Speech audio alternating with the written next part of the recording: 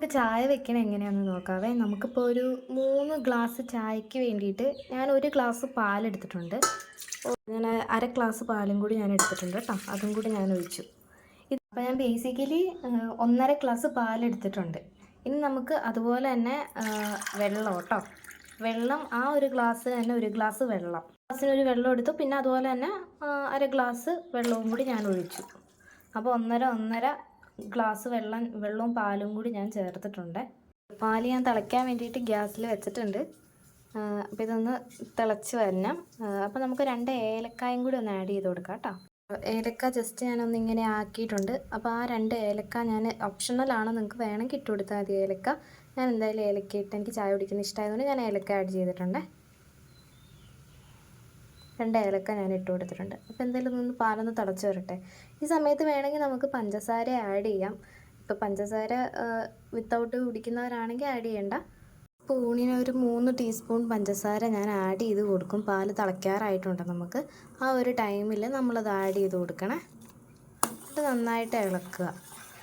അടുക്കി പിടിക്കാതെ നോക്കണം. പാല് നമ്മളിങ്ങനെ ഇളക്കാണ്ടിരുന്നാലും അടുക്കി പിടിക്കും. ചെറിയ ഫ്ലെയിമിൽ വെച്ചിട്ട് ഒന്ന് തള വന്ന് കഴിയുമ്പോഴത്തേക്കും നമുക്കത് ഫ്ലെയിം കുറച്ച് വെക്കണം. കണ്ടോ, പാല് നന്നായിട്ട് തിളച്ച് വന്നിട്ടുണ്ട്. ഈ ഒരു ടൈമിൽ നമ്മൾ ചായപ്പൊടി ആഡ് ചെയ്ത് കൊടുക്കണം. ഞാൻ ഉപയോഗിക്കുന്ന ചായപ്പൊടി എന്ന് പറഞ്ഞു കഴിഞ്ഞാൽ എനിക്ക് ഈ ചായപ്പൊടി ഭയങ്കര ഇഷ്ടമാണ്.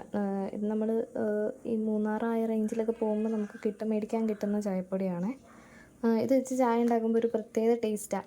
നല്ല കടുപ്പം ഉണ്ടാകും. നല്ലൊരു ചോക്ലേറ്റിൻ്റെ അങ്ങനത്തെ ഒരു പ്രത്യേക ടേസ്റ്റ് ഉണ്ട് ഈ ചായപ്പൊടിക്ക്. നമ്മൾ ചായ ഉണ്ടാക്കി കുടിക്കുമ്പോൾ ഈ പൗഡറാണ് ഞാൻ ആഡ് ചെയ്യാൻ പോകുന്നത്. അപ്പോൾ ഞാനൊരു 2 ടീസ്പൂൺ ആഡ് ചെയ്യുന്നുണ്ട്. സ്പൂണിന് 2 ടീസ്പൂൺ ചായപ്പൊടി ഞാൻ ആഡ് ചെയ്ത് കൊടുക്കുന്നുണ്ട്.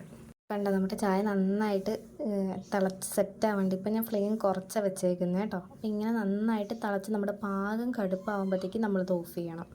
ചായ നന്നായിട്ട് തിളച്ച് സെറ്റായിട്ട് വരുന്നുണ്ട്. നമുക്കിനി പയ്യെ ഓഫ് ചെയ്യുക കേട്ടോ. ഞാൻ ഇളക്കി കൊടുത്തു, എനിക്ക് പാകം കടുപ്പായിട്ട് തോന്നി. അപ്പം ഞാൻ ഓഫ് ചെയ്യുവാണ്. എന്നിട്ട് നമുക്ക് ചായ അരിച്ചെടുക്കാം. നമുക്കിത് അരിച്ചെടുക്കാം കേട്ടോ.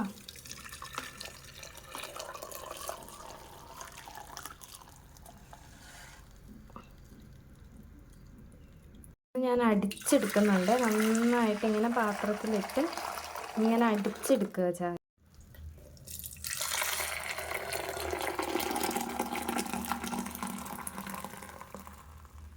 ഒരു 2-3 തവണ ഇങ്ങനെ അടിച്ചിട്ട് നമ്മൾ നോക്കുക. നമുക്ക് ഇതിനകത്ത് മധുരം പാകമാണോ എന്ന് നമുക്കൊന്ന് ടേസ്റ്റ് ചെയ്ത് നോക്കാം. മധുരം കുറവാണെങ്കിൽ നമുക്ക് ഈ ടൈമിൽ മധുരം ഇട്ട് ആഡ് ചെയ്തൊന്ന് ജസ്റ്റ് നന്നായിട്ട് ഇളക്കി മിക്സ് ചെയ്തെടുത്താൽ മതി കേട്ടോ. ഏകദേശം നമ്മുടെ ചായ റെഡി ആയിട്ടുണ്ട്. ഞാൻ ചായയുടെ മധുരമൊക്കെ നോക്കിയപ്പോഴത്തേക്ക് എനിക്ക് ചായക്ക് മധുരം പാകമാണ്. എനിക്ക് ഒരുപാട് മധുരം ഇഷ്ടമല്ല, ലൈറ്റ് മധുരം ഇഷ്ടം. അപ്പം എനിക്ക് കറക്റ്റാണ് മധുരം. അപ്പോൾ ഓക്കെയാണ്, നമുക്ക് ഗ്ലാസ്സിലെടുക്കാം. അങ്ങനെ നമ്മുടെ ചായ റെഡി ആയിട്ടുണ്ട് കേട്ടോ.